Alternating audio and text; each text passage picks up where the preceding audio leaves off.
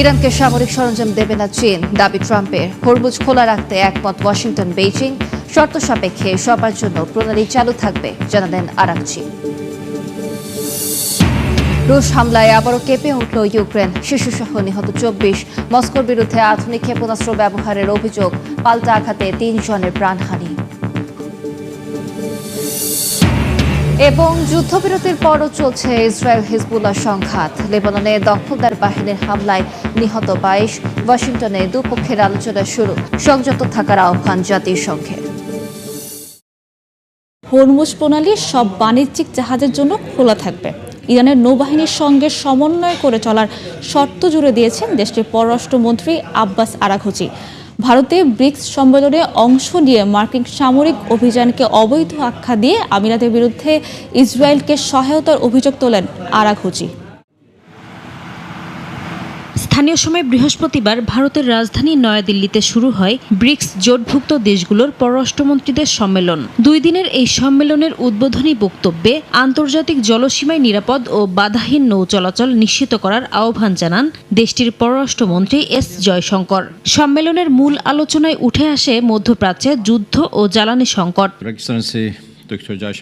সম্মেলনে অংশ নিয়ে ইরানের পররাষ্ট্রমন্ত্রী আব্বাস আরাকচি যুক্তরাষ্ট্র ও ইসরায়েলের বিরুদ্ধে আন্তর্জাতিক আইন লঙ্ঘনের অভিযোগ তোলেন। একই সঙ্গে তিনি দাবি করেন সংযুক্ত আরব আমিরাত ইসরায়েলকে সহায়তা করে ইরানের বিরুদ্ধে সামরিক অভিযানে ভূমিকা রেখেছে। যদিও এই অভিযোগের বিষয়ে এখনও কোনো প্রতিক্রিয়া দেখায়নি আমিরাত। তেহরানের ওপর সামরিক পদক্ষেপকে অবৈধ আখ্যা দিয়ে পশ্চিমা প্রভাব ও ওয়াশিংটনের দায়মুক্তির সংস্কৃতির বিরুদ্ধে অবস্থান নিতে ব্রিক্স সদস্যভুক্ত দেশগুলোর প্রতি আহ্বান জানান তিনি। সম্মেলনের ফাঁকে রুশ পররাষ্ট্রমন্ত্রীর সঙ্গেও বৈঠক করেন আরাকচি। ব্রিক্স সম্মেলনে হরমুজ প্রণালী নিয়েও উদ্বেগ প্রকাশ করতে দেখা যায় অনেককে। তবে ইরান বলছে জলপথটি সব বাণিজ্যিক জাহাজের জন্য খোলা থাকবে, কিন্তু জাহাজগুলোকে তেহরানের নৌবাহিনীর সঙ্গে সমন্বয় করে চলতে হবে। উত্তেজনা কমাতে আঞ্চলিক সহযোগিতার আশ্বাস দিয়েছে ভারতও। এদিকে মধ্যপ্রাচ্যে যুদ্ধ চলাকালে সৌদি আরব ও সংযুক্ত আরব আমিরাত আলাদাভাবে ইরানের ওপর হামলা চালিয়েছে বলে প্রতিবেদন প্রকাশ করেছে মার্কিন সংবাদ মাধ্যম নিউ ইয়র্ক টাইমস। সংশ্লিষ্ট সূত্রের বরাতে সংবাদ মাধ্যমটি জানায় দেশ দুটির ওপর হওয়া হামলার জেরে পাল্টা জবাব দিয়েছে তারা। তবে সৌদি ও আমিরাত কেউই এ হামলার বিষয়টি স্বীকার করেনি। অন্যদিকে যুক্তরাষ্ট্র দাবি করেছে তাদের সামরিক অভিযানে ইরানের ক্ষেপণাস্ত্র ও প্রতিরক্ষা সক্ষমতা বড় ধরনের ক্ষতির মুখে পড়েছে। ইরানকে সামরিক সরঞ্জাম দেবে না বলে প্রতিশ্রুতি দিয়েছে চীন, এমনটাই দাবি করেছেন মার্কিন প্রেসিডেন্ট ডোনাল্ড ট্রাম্প। ফক্স নিউজকে দেয়া সাক্ষাৎকারে এ কথা জানান তিনি। একই সঙ্গে ইরান যুদ্ধ বন্ধে ও হরমুজ প্রণালী খোলা রাখতে ওয়াশিংটন বেইজিং সম্মত হয়েছে বলেও জানান মার্কিন প্রেসিডেন্ট।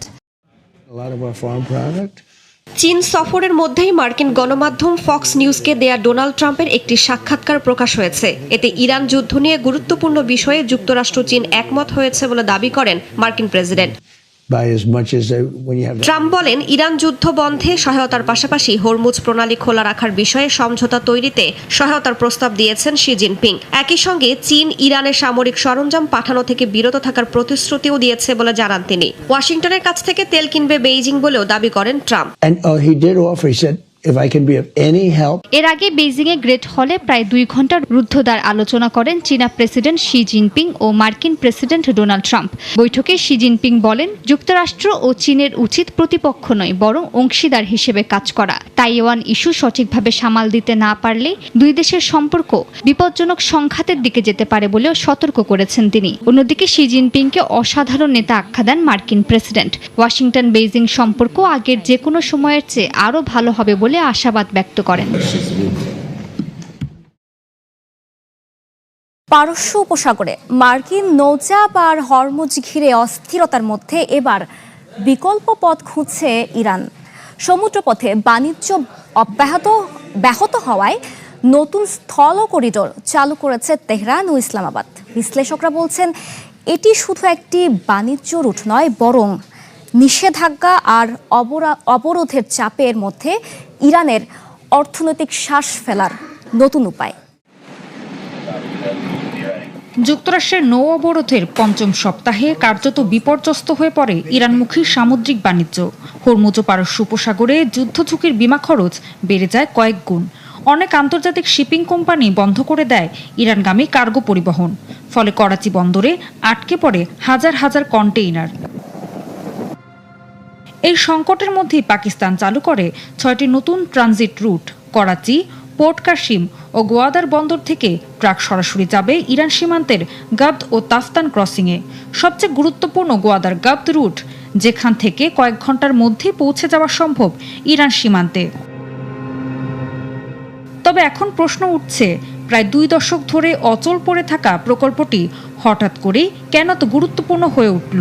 বিশ্লেষকরা বলছেন, যুদ্ধই বদলে দিয়েছে সব হিসেব নিকেশ। একসময় ইরান আশঙ্কা করত এই রুট চালু হলে পাকিস্তানের গোয়াদার বন্দর শক্তিশালী হবে আর গুরুত্ব হারাবে ভারতের সহায়তায় গড়ে ওঠা চাবাহার বন্দর। কিন্তু এখন বাস্তবতা বলছে ভিন্ন কথা, কারণ অবরোধের মধ্যে টিকে থাকাই তেহরানের জন্য সবচেয়ে বড় চ্যালেঞ্জ হয়ে দাঁড়িয়েছে, আর সেখানে সাহায্যের হাত বাড়িয়েছে পাকিস্তান। করিডর ঘোষণার সময় ইসলামাবাদে ছুটে যান ইরানের পররাষ্ট্রমন্ত্রী আব্বাস আরাকচি। প্রধানমন্ত্রী শাহবাজ শরীফ ও সেনাপ্রধান আসিম মুনিরের সাথে তার বৈঠক স্পষ্ট করে দেয়, এই প্রকল্প এখন শুধু বাণিজ্য নয়, কৌশলগত প্রয়োজনও। এদিকে এই করিডর শুধু ইরান পর্যন্তই সীমাবদ্ধ নয়, ইরানের সড়ক নেটওয়ার্ক ব্যবহার করে পাকিস্তানি পণ্য পৌঁছাতে পারবে মধ্য এশিয়ায়ও। এরই মধ্যে উজবেকিস্তানগামী পরীক্ষামূলক কার্গো চালানো শুরু হয়েছে। বিশ্লেষকরা বলছেন, ভবিষ্যতে এই রুট যুক্ত হতে পারে চীনের সিপিইসি এবং রাশিয়া ভারত ইরান সংযোগকারী নর্থ সাউথ ট্রান্সপোর্ট করিডোরের সাথেও। তবে পথটা মোটেও সহজ নয়। বেলুচিস্তানের দুর্বল অবকাঠামো, নিরাপত্তা ঝুঁকি সবই এই পথে বড় বাধা। তার ওপর মার্কিন নিষেধাজ্ঞার ভয়। তারপরে বাস্তবতা বলছে, যুদ্ধ যখন সমুদ্রপথ বন্ধ করে দেয়, তখনই বিশ্ব বাণিজ্য খুঁজে নেয় নতুন রাস্তা। তাই হরমুজের উত্তপ্ত জলরাশির পাশ কাটিয়ে এবার মরুভূমির ধুলোমাখা সড়কে টিকে থাকার পথ খুঁজছে ইরান। নতুন প্রজন্মের পারমাণবিক ক্ষেপণাস্ত্র সারমাত মোতায়েনের ঘোষণা দিয়ে আবারও পশ্চিমা বিশ্বকে কড়া বার্তা দিলেন রুশ প্রেসিডেন্ট ভ্লাদিমির পুতিন।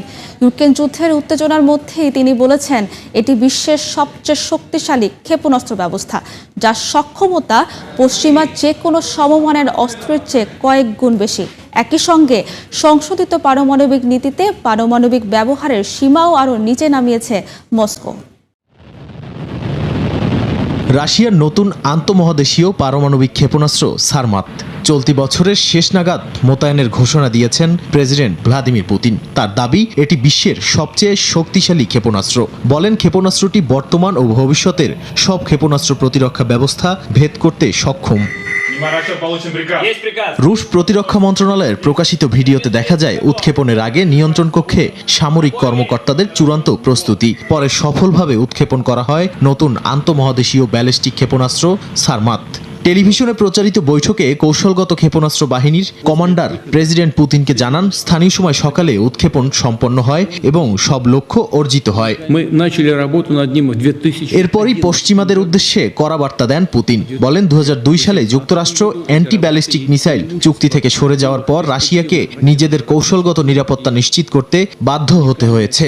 একই সঙ্গে আভানগার্ড, কিনজাল, ওরেনশিক, পোসাইডন ও বুরেভেস্তনিক এর মতো নতুন প্রজন্মের পারমাণবিক সক্ষমতার কথাও তুলে ধরেন তিনি।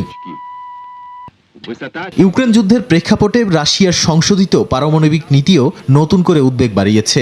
নতুন নীতিতে বলা হয়েছে, কোনো পারমাণবিক শক্তিধর দেশের সমর্থনে কেউ রাশিয়ায় হামলা চালালে সেটিকে যৌথ আক্রমণ হিসেবে বিবেচনা করা হবে। ড্রোন, ক্ষেপণাস্ত্র বা বৃহৎ আকাশ হামলার নির্ভরযোগ্য তথ্য পেলেও পারমাণবিক প্রতিক্রিয়ার সুযোগ রাখা হয়েছে। বিশ্লেষকদের মতে, এর মাধ্যমে ইউক্রেনকে পশ্চিমা সামরিক সহায়তা সীমিত রাখতেই চাপ সৃষ্টি করছে মস্কো। ওয়াশিংটন ভিত্তিক গবেষণা প্রতিষ্ঠানগুলো বলছে, রাশিয়া সরাসরি পারমাণবিক হামলার বদলে এসব অস্ত্রকে কূটনৈতিক ব্ল্যাকমেইল হিসেবে ব্যবহার করছে। এমনকি পারমাণবিক অস্ত্রের সংখ্যা যতই হোক, একটি অস্ত্রের ব্যবহারও হবে ভয়াবহ বিপর্যয়। তাই মূল লক্ষ্য হওয়া উচিত যে কোনো মূল্যে পারমাণবিক অস্ত্রের ব্যবহার ঠেকানো।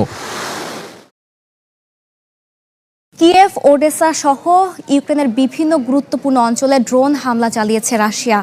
এ হামলায় এখন পর্যন্ত 24 জন নিহত, আহত প্রায় অর্ধশতাধিক। এমনকি জাতিসংঘের ত্রাণবাহী গাড়ি বহরেও ড্রোন হামলা চলেছে। রাশিয়ার এই হামলায় ক্ষতিগ্রস্ত আবাসিক ভবন, বৈদ্যুতিক স্থাপনা এবং রেলওয়ে অবকাঠামো সহ বিভিন্ন গুরুত্বপূর্ণ স্থাপনা। স্থানীয় সময় বৃহস্পতিবার রাশিয়ার ক্ষেপণাস্ত্র হামলায় ইউক্রেনের রাজধানী কিয়েভের একটি 9তলা আবাসিক ভবন প্রায় সম্পূর্ণ ধ্বংস হয়ে যায়। এই ঘটনায় শিশুসহ নিহত হয়েছেন অনেকেই। ইউক্রেনের স্বরাষ্ট্রমন্ত্রী ইহোর ক্লিমেঙ্কো জানিয়েছেন, ওই ভবনে বহু মানুষ আহত হয়েছেন এবং এখনও নিখোঁজ রয়েছেন অনেকে। কিয়েভের উদ্ধার অভিযান অব্যাহত রয়েছে বলে জানান ইউক্রেনের স্বরাষ্ট্রমন্ত্রী। ইউক্রেনের প্রেসিডেন্ট ভলোদিমির জেলেনস্কির দাবি, ভবনটিতে KH-101 নামে আধুনিক ক্ষেপণাস্ত্র দিয়ে এই হামলা চালিয়েছে রাশিয়া। ব্যবহৃত ক্ষেপণাস্ত্রটি 2026 সালের দ্বিতীয় প্রান্তিকে তৈরি বলে ধারণা করছে জেলেনস্কি। তিনি বলেন, নিষেধাজ্ঞা থাকা সত্ত্বেও রাশিয়া এখনও প্রয়োজনীয় উপাদান সংগ্রহ করে অস্ত্র উৎপাদন চালিয়ে যাচ্ছে, যা আন্তর্জাতিক নিষেধাজ্ঞা ব্যবস্থায় বড় প্রশ্ন তৈরি করছে। একই সঙ্গে তিনি জোর দিয়ে বলেন, রাশিয়ার নিষেধাজ্ঞা এড়ানোর কৌশল বন্ধ করাই এখন বৈশ্বিক অগ্রাধিকার হওয়া উচিত। ইউক্রেনের বিমান বাহিনীর মুখপাত্র জানান, এটি রাশিয়ার পূর্ণমাত্রার আক্রমণের শুরু থেকে অন্যতম বড় হামলা। বুধবার থেকে এখন পর্যন্ত প্রায় 1,500-এর বেশি ড্রোন নিক্ষেপ করেছে রাশিয়া। পররাষ্ট্রমন্ত্রী আন্দ্রি সিবিয়া বলেন, এই হামলা প্রমাণ করে রুশ প্রেসিডেন্ট ভলোদিমির পুতিন যুদ্ধ বন্ধে আগ্রহী নন। এদিকে এই হামলার প্রভাব ছড়িয়ে পড়ে বিশ্বজুড়ে। জার্মান চ্যান্সেলর ফ্রেডরিক মির্চ, ফ্রান্সের প্রেসিডেন্ট এমানুয়েল ম্যাক্রো এবং ইউরোপীয় কমিশনের প্রধান উর্সুলা এই হামলাকে তীব্র নিন্দা জানিয়ে বলেন, এটি শান্তি প্রচেষ্টার বিরুদ্ধে একটি নতুন বার্তা। যুদ্ধবিরতির ঘোষণার পরও ইসরায়েল লেবানন সীমান্তে পাল্টা হামলা অব্যাহত রয়েছে। লেবাননের স্বাস্থ্য মন্ত্রণালয় জানায়, 24 ঘণ্টায় ইসরায়েলি হামলায় 22 জন নিহত হয়েছেন, যাদের মধ্যে 8 জন শিশু। অন্যদিকে হিজবুল্লাহ ইসরায়েল সংঘাতে নতুন করে উত্তেজনা ছড়িয়েছে ড্রোন ও পাল্টা হামলা। এরই মধ্যে ওয়াশিংটনে শুরু হয়েছে দুদেশের উচ্চ পর্যায়ের সরাসরি আলোচনা। এতে সব পক্ষকে সর্বোচ্চ সংযম দেখানোর আহ্বান জানিয়েছে জাতিসংঘ। যুদ্ধবিরতি ঘোষণার পরও ইসরায়েলি হামলা থামেনি। লেবাননের স্বাস্থ্য মন্ত্রণালয় জানায়, গত 24 ঘণ্টার হামলায় নিহত হয়েছেন অনেকে, যাদের মধ্যে রয়েছে বেশ কয়েকজন শিশু। ইসরায়েলি সেনাবাহিনী জানায়, হিজবুল্লাহ ছোড়া একটি বিস্ফোরক ড্রোন সীমান্ত এলাকায় পড়লে এতে অনেক বেসামরিক মানুষ হতাহত হয়। এর জবাবে দক্ষিণ লেবাননে হিজবুল্লাহর অবস্থান লক্ষ্য করে নতুন হামলা চালানো হয়।